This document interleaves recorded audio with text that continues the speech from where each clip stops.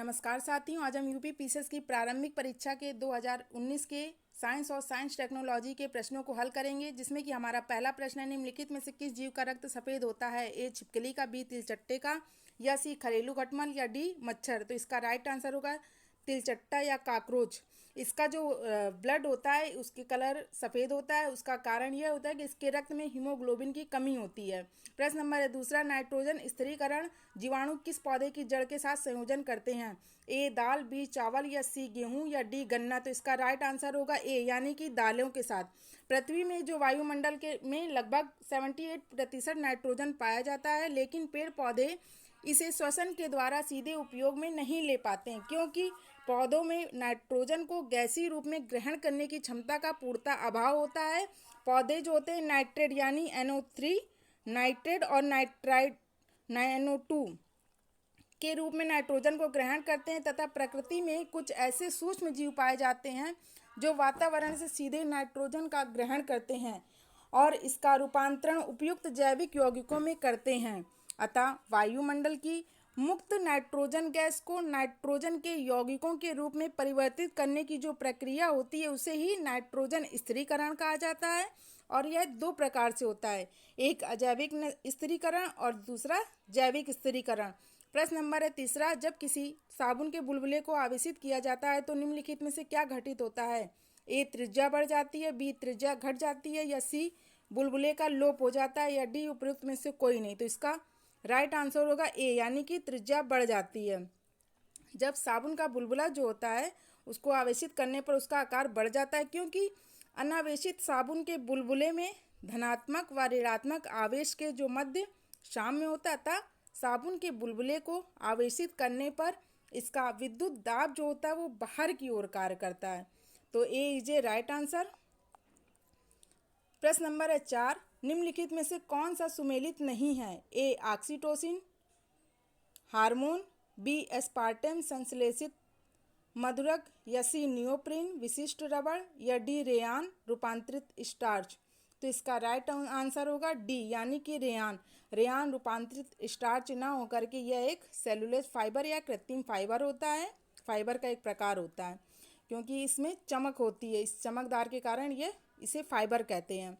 प्रश्न नंबर है 5, निम्नलिखित में से कौन सा पदार्थ प्रोटीन नहीं है? ए कपास, बी केस या बाल, सी लूता रेशम, या डी खुर।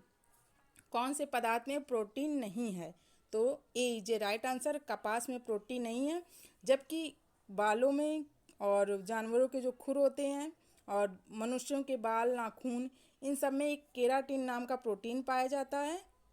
केराटिन केराटिन जो प्रोटीन होता है, इसके कारण ही जीवों की जो शरीर की जो ठोस संरचना है वह केराटिन प्रोटीन के कारण ही होती है। प्रश्न नंबर 6, थर्मस फ्लास्क में लंबे समय तक तरल पदार्थ तरल गर्म या ठंडा रहता है, क्योंकि ऊष्मा की कोई हानि अथवा प्राप्ति नहीं होती है। ए संचालन, बी संवहन एवं विकिरण, या सी ए और बी दोनों, डी उपयुक्त में से कोई नहीं। तो इसका राइट आंसर होगा सी, यानी कि ए और बी दोनों के कारण। ऊष्मा का जो स्थानांतरण होता है वह 3 विधियों में होता है, चालन, संवहन और विकिरण।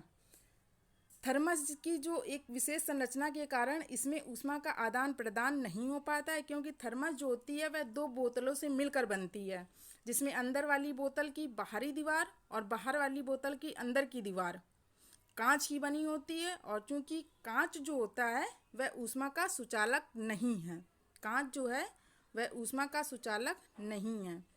प्रश्न नंबर है 7, मानव शरीर में निम्नलिखित में से कौन सी ग्रंथि अंतःस्रावी एवं बहिःस्रावी दोनों ही प्रकार की ग्रंथि हैं? ए एड्रिनल ग्रंथि, बी अश्रु ग्रंथि, सी अग्नाशय ग्रंथि, या डी थायराइड ग्रंथि। तो इसका राइट आंसर होगा सी, यानी कि अग्नाशय ग्रंथि जो है ये अंतःस्रावी ग्रंथि एवं बहिःस्रावी दोनों ही प्रकार की ग्रंथि हैं। थायराइड ग्रंथि की बात करें, या इसे अवट्टु ग्रंथि भी कहते हैं, यह श्वास नली के दोनों ओर स्थित होती है, जो कि 2 पालियों से बनी होती है, और यह मानव शरीर की सबसे बड़ी अंतःस्रावी ग्रंथि है। प्रश्न नंबर 8, निम्नलिखित में से किस पदार्थ में कैल्शियम विद्यमान है? ए चीनी मिट्टी, बी कोरंडम, सी जिप्सम, या डी टैल्क। तो इसका राइट आंसर होगा सी, यानी कि जिप्सम। किस पदार्थ में कैल्शियम विद्यमान है? तो जिप्सम में कैल्शियम विद्यमान है। जिप्सम जो होता है वह कैल्शियम का हाइड्रेटाइड सल्फाइड होता है और यह चूना पत्थर, बलुआ पत्थर, चूना पत्थर, बलुआ पत्थर और सेल चट्टानों में पाया जाता है। इसका उपयोग जो है अमोनियम सल्फेट, रासायनिक उर्वरक और सीमेंट बनाने में किया जाता है। चीनी मिट्टी की बात करें तो यह प्राकृतिक अवस्था में पाई जाने वाली एक प्रकार की सफ़ेद और सुघट्ट मिट्टी होती है जिसे क्योलिन भी कहा जाता है, कोरंडम की बात करें तो यह एक प्रकार का खनिज होता है जिसका उपयोग जो है कठोर खनिज घर्षण के रूप में किया जाता है और यह एल्यूमिनियम ऑक्साइड का एक क्रिस्टलीय रूप होता है। एल्यूमिनियम ऑक्साइड का क्रिस्टलीय रूप होता है। टैल्क यह एक प्रकार का खनिज होता है जो मुलायम व साबुन की तरह चिकनी अवस्था में पाया जाता है और इसका रंग जो होता है हरा या सफ़ेद होता है और यह मैग्नीशियम का अयस्क है। टैल्क जो है मैग्नीशियम का अयस्क है। प्रश्न नंबर है 9, तुलसी के पौधे का औषधि महत्व निम्नांकित उपस्थिति के कारण होता है। ए कार्बनिक अम्ल, अकार्बनिक अम्ल, बी कार्बनिक अम्ल, सी फिनॉल तथा फ्लेवोनाइड या डी उपयुक्त में से कोई नहीं। तो इसका राइट आंसर होगा सी, यानी कि फिनॉल एवं फ्लेवोनाइड के कारण तुलसी के पौधे का जो औषधि महत्व होता है। प्रश्न नंबर है 10, निम्नलिखित में से कौन सा सुमेलित नहीं है। एक तरफ पदार्थ दिया है और एक तरफ उसके उपयोग दिए गए हैं। सिल्वर ब्रोमाइड कृत्रिम प्रकाश संश्लेषण, बी सिल्वर आयोडाइड कृत्रिम वसा या सी लिथियम बाइकार्बोनेट गाठिया का उपचार या डी दूधिया मैग्नीशिया। तो इसका राइट आंसर होगा ए, यानी कि सिल्वर ब्रोमाइड। सिल्वर ब्रोमाइड का उपयोग कृत्रिम प्रकाश संश्लेषण में प्रयोग ना करके इसको फोटोग्राफिक इमल्सन में किया जाता है।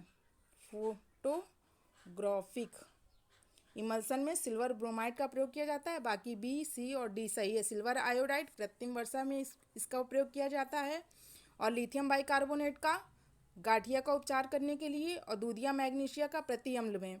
प्रश्न नंबर है 11, निम्नलिखित में से कौन सा सुमेलित नहीं है। ए अलवणीकरण समुद्री जल, बी प्रतिलोम परासरण पेयजल, सी विकृतीकरण प्रोटीन या पाश्चुरीकरण चाय। तो इसका राइट आंसर कौन पूछ रहा है, कौन सा सुमेलित नहीं है। तो डी जो है सुमेलित नहीं है क्योंकि चाय का पाश्चुरीकरण नहीं किया जाता है जबकि दूध का किया जाता है पाश्चुरीकरण। प्रश्न नंबर है 12, निम्नलिखित में से कौन सा एक शाकनाशक का उदाहरण है। A sodium chlorate, B potassium permanganate, C bleaching powder या डी उपयुक्त में से कोई नहीं। तो इसका राइट आंसर होगा ए, यानी कि सोडियम क्लोरेट जो है वह शाकनाशक का उदाहरण है। ऐसे पदार्थ जो फसलों को हानि पहुंचाने वाले जीवों को नष्ट कर देते हैं वे पेस्टिसाइड कहलाते हैं। ऐसे पदार्थ जो फसलों की हानि करने वाले जीव होते हैं उनको नष्ट कर देते हैं वह पेस्टिसाइड कहलाते हैं, जैसे कि कीटनाशी, कवकनाशी, शाकनाशी। तो इसमें पूछा है शाकनाश का उदाहरण है तो सोडियम क्लोरेट जो है शाकनाश का है। बेंजीपाम हो गया, बेंजीपाम, सोडियम क्लोरेट, सोडियम आर्सेनेट, ये जो है शाकनाशी के उदाहरण है। अगर कीटनाशी के पूछे तो डीडीटी, गैमेक्सिन, एल्यूमिनियम है और कवकनाशी की तो बोधो मिश्रण और आर्गनो मरकरी यौगिक, ये जो है कवकनाशी के उदाहरण है। प्रश्न नंबर है 13, मानव आहार में पॉलिश किए हुए चावल के उपयोग से निम्नांकित रोग हो जाता है। ए बेरीबेरी, बी घेंगा या सी रतौंधी या डी वर्णांधता। तो इसका राइट आंसर होगा बेरीबेरी। पॉलिश किए हुए चावल के उपयोग से बेरीबेरी नामक रोग हो जाता है। यह विटामिन B1 की कमी के कारण होता है और विटामिन B1 का रासायनिक नाम होता है थायमीन। इसका उपयोग जो होता है कोशिकाओं के द्वारा भोजन को ऊर्जा में बदलने में मदद करने हेतु किया जाता है। प्रश्न नंबर है 14, निम्नलिखित में से कौन सा युग्म सुमेलित नहीं है। एक तरफ विटामिन दिए गए और उसके प्रचुर स्रोत दिए गए हैं।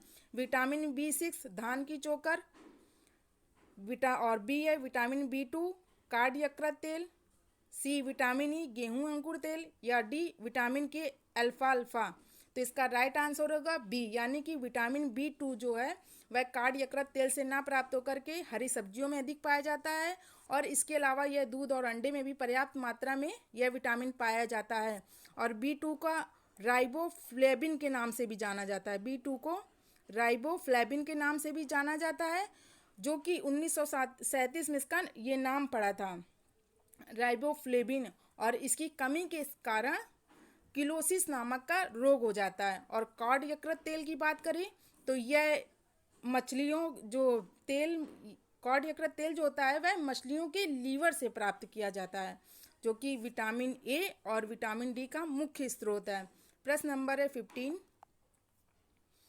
नीचे दो कथन दिए गए जिनमें एक को कथन ए तथा दूसरे को कारण आर कहा गया है। कथन ए है, अधिकांश विटामिन मानव शरीर में संश्लेषित नहीं किए जाते हैं। कारण आर, मानव अंग केवल अनिवार्य सूक्ष्म पोषकों का ही संश्लेषण करते हैं। नीचे दिए गए कूटों में से सही उत्तर चुनिए। कूट ए है, कथन ए तथा कारण आर दोनों सही है तथा कारण आर कथन ए की सही व्याख्या है। बी, कथन ए तथा कारण आर दोनों सही है परंतु कारण आर कथन ए की सही व्याख्या नहीं है। और सी है, कथन ए सही है किंतु कारण आर गलत है। तो इसका राइट आंसर होगा सी, यानी कि कथन ए जो है हमारा सही है किंतु कारण आर जो है वह गलत है। विटामिन की बात करें तो यह एक जटिल कार्बनिक यौगिक होता है जो शरीर की उपापचयी अभिक्रियाओं में उत्प्रेरक की क्रियाओं को नियंत्रित करता है और इन्हें सहायक आहार भी कहा जाता है। विटामिन जो होता है मानव शरीर द्वारा संश्लेषित नहीं किए जा सकते, लेकिन दो विटामिन है जो इसके अपवाद है, विटामिन के और विटामिन डी। मानव शरीर हेतु आवश्यक लगभग 30 विटामिन, खनिज और आहारी घटकों को शरीर स्वयं पर्याप्त मात्रा में निर्मित नहीं कर सकता है। इन्हें ही अनिवार्य सूक्ष्म पोषक कहते हैं। प्रश्न नंबर है 16।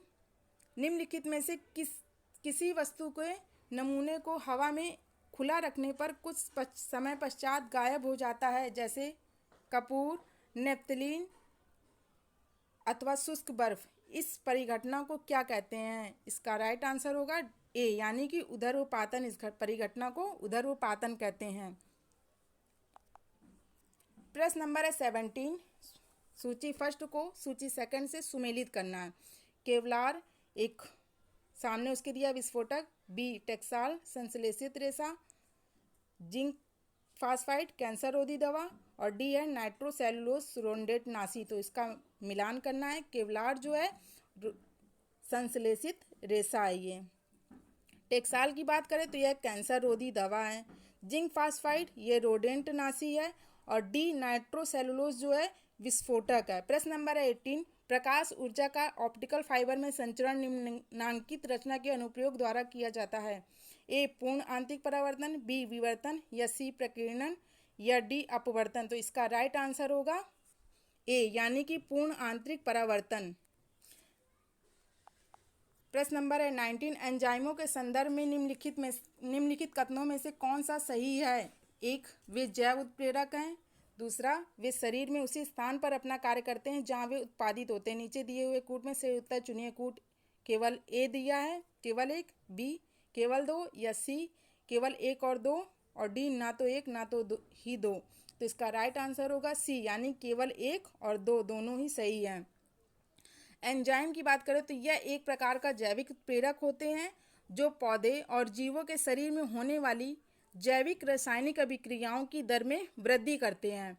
एंजाइम जो होते हैं यह प्रोटीनों से बने होते हैं जो पूरे शरीर में मौजूद होते हैं, अर्थात प्रोटीन की प्रकृति रखने वाले ऐसे कार्बनिक पदार्थ जो जीवित कोशिकाओं में उत्प्रेरक का कार्य करते हैं एंजाइम कहलाते हैं। एंजाइम की खोज फ्रांसीसी रसायन शास्त्री थे एंसेल्मे पायन इन्होंने 1833 में की थी, जबकि एंजाइम शब्द का पहली बार प्रयोग हुआ था 1877 में। एंजाइम शब्द का पहली बार प्रयोग 1877 में हुआ था। जर्मन फिजियोलॉजिस्ट विलियम कुहेन ने किया था। प्रश्न नंबर है 20। माँ का दूध नवजात को लगभग संपूर्ण आहार प्रदान करता है किंतु इसमें निम्नलिखित का अभाव होता है। ए, लौह। B, calcium. या सी, मैग्नीशियम। या डी, पोटेशियम। तो इसका राइट आंसर होगा ए, यानी कि लौह। माँ के दूध में सभी तरह के जरूरी पोषक तत्व, एंटीबॉडीज, हार्मोन, प्रतिरोधक कारक और एंटीऑक्सीडेंट पूर्ण रूप से मौजूद होते हैं, जैसे calcium, phosphorus, magnesium, potassium, sodium व जिंक आदि। बात करें इसकी कौन सा तत्व जो है उसका अभाव होता है। लौह जो होता है वो माँ का दूध हो या गाय, भैंस व बकरी आदि के दूध में लौह का तत्व पाया जाता है, लेकिन इसकी जो मात्रा होती है वह बहुत ही कम होती है, जिसके कारण इसे नगण्य माना जाता है। माँ के दूध में लौह के अंश की मात्रा 0.03 मिलीग्राम होती है। जिसके कारण इसे नगण्य माना जाता है, इसलिए राइट आंसर है ए। प्रश्न नंबर है 21। निम्नलिखित पदार्थों को उनकी पहली बार प्रयोगशाला में संश्लेषण के काल क्रमानुसार व्यवस्थित कीजिए। एक ब्लैक गोल्ड, दूसरा है फुलेरिन, तीसरा है ग्राफीन या 4 है केवलार। तो इसका राइट आंसर होगा बी, यानी कि 4 केवलार, फिर फुलेरिन, फिर ग्राफीन और फर्स्ट है ब्लैक गोल्ड। तो केवलार की बात करें तो इसे 1964 में केवलार का जो संश्लेषण है सर्वप्रथम अमेरिका स्थित ड्यूपोंट लेबोरेटरीज में स्टेफनी क्योलेक द्वारा किया गया था 1964 में केवलार का। फिर बात करते हैं फुलेरिन किया, तो ये कार्बन का अपर रूप है जिसे 1985 में ब्रिटेन